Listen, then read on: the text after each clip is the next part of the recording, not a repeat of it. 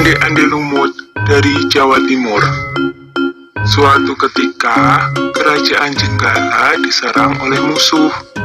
Ketika perang semakin sengit, permaisuri raja yang bernama Putri Dewi Sekartaji melarikan diri dan bersembunyi ke sebuah desa yang jauh dari Jenggala.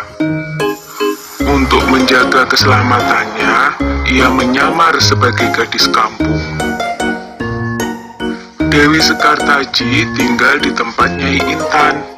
Nyai Intan adalah seorang kaya yang mempunyai 3 putri, yaitu Kelenteng Abang, Kelenteng Ijo, dan Kelenteng Biru.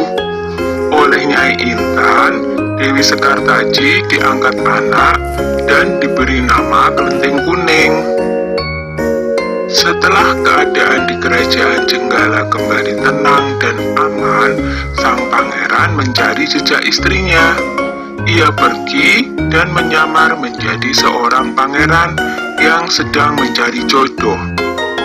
Panji Asmara Bangun menyamar dengan nama Ande-ande Lumut, lalu membuat sayembara. Dalam waktu singkat, berita sayembara itu tersebar jauh hingga ke desa si Kelenteng Kuning. Kelenteng Abang, Ijo, dan Biru mendengar kabar sayembara itu. Mereka sangat senang dan ingin mengikuti sayembara itu. Kita harus berhias agar terlihat cantik dan memikat sang pangeran, kata Kelenteng Abang.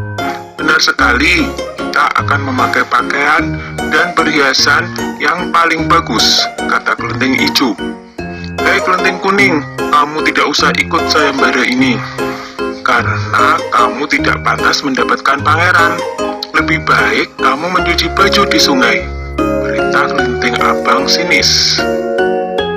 Ketika Kelenteng Kuning sedang mencuci di sungai, tiba-tiba seekor burung bangau datang menghampirinya.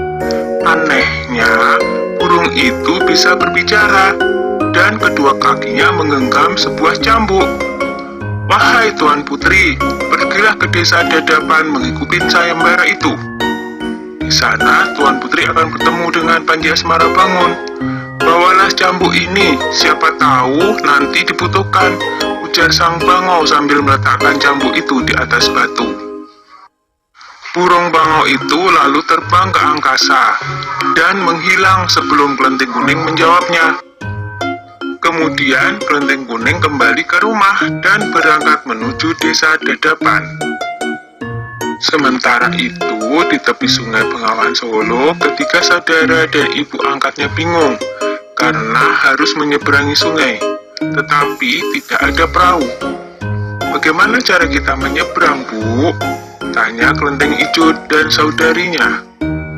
Lalu mereka melihat seekor kepiting raksasa. Kepiting itu adalah Yuyu Kangkang, utusan Ande-ande Lumut. Dia diutus menguji para peserta sayembara yang melewati sungai tersebut. Hai kepiting raksasa, maukah kau membantu kami menyeberang sungai? Pinta Kelenteng Abang. Yuyu Kangkang tertawa lebar. Hahaha, aku akan membantu kalian, tapi ada syaratnya, kata dia. Apapun syaratnya, kami bersedia. Yang penting kami bisa menyeberang, jawab Kelenteng Abang. Kalian harus menciumku, kata Yuyu Kangkang. Dan mereka pun bersedia memenuhi syarat si Yuyu Kangkang. Kelenteng Kuning tiba di pinggir sungai. Yuyu Kangkang mengajukan syarat yang sama, tetapi Kelenteng Kuning menolak. Dia tak ingin mengkhianati suaminya. Berkali-kali Kelenteng Kuning memohon, tetapi Yuyu Kangkang tetap menolak.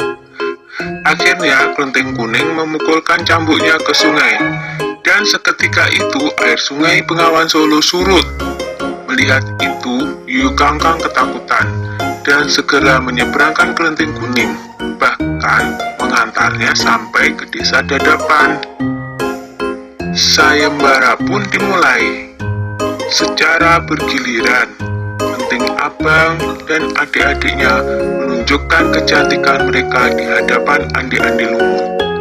Namun, tak seorang pun di antara mereka yang dipilih oleh Andi-Andi Lumut.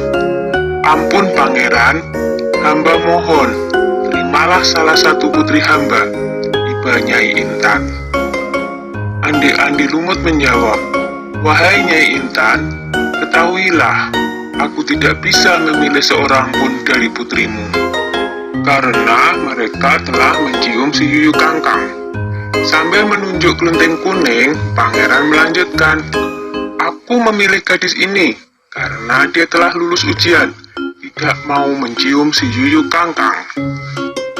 Nyai Intan dan ketiga putrinya baru sadar bahwa mereka ditolak oleh Andi-Andi Lumut karena tidak lulus ujian. Kemudian Andi-Andi Lumut membongkar penyamarannya dan mengatakan bahwa dia adalah Panji Asmara Bangun. Kelenteng kuning sangat bahagia karena bertemu lagi dengan suaminya. Sudah ya cerita Andi-Andi Lumutnya, jumpa lagi.